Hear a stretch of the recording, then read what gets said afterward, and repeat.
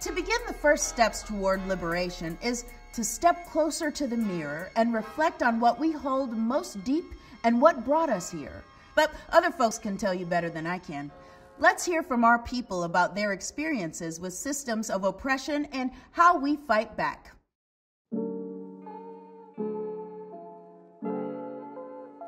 When Black women are free, everybody's free.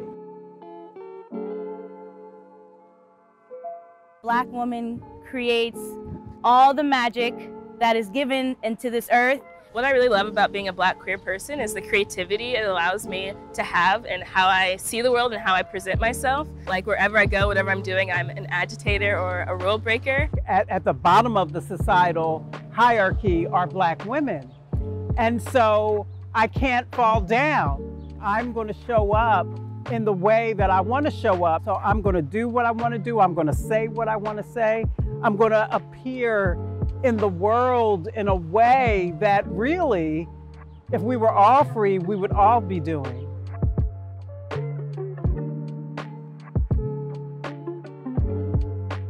My heart and soul really connects with Nina Simone, and I just love how sensitive and raw she was when she was on the stage in front of all those white people, being her full, authentic, creative self. Alexis Pauline Gumbs. Alexis has a very poetic and beautiful way of putting together words and invoking thoughts around what Black feminism means and how ultimately we are all connected to it. Hands down, the favorite Black feminists are the women in my family. My mother held it down for us. After she and my father divorced, she held 2-3 jobs at a time, but also always pushed education for us.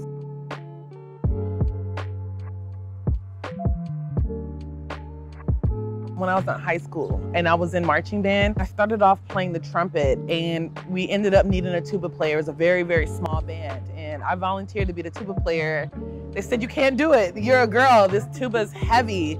And it really motivated me, and so I became the tuba player for the band. The moment the doctors told my parents, "You have a girl," being first-generation American and Muslim American, my family were very overprotective of the girls and women in their lives, to the point where they think that we're incapable of doing a lot of things, and the reality is that we can do everything. When I was about 4 years old, I'd come to school with my hair in braids and thread, and I was feeling very excited about my expression of myself. And I asked someone, a little white boy, if he liked my hair, and he said, "No, I don't like your hair." It was the first time that I understood that how I saw myself wasn't how other people saw me, and that I couldn't control that. On Saturday mornings, when my sister and I had to stay home and do our cleaning chores, my brother was allowed to go with my father to visit my grandfather, the patriarch of our family.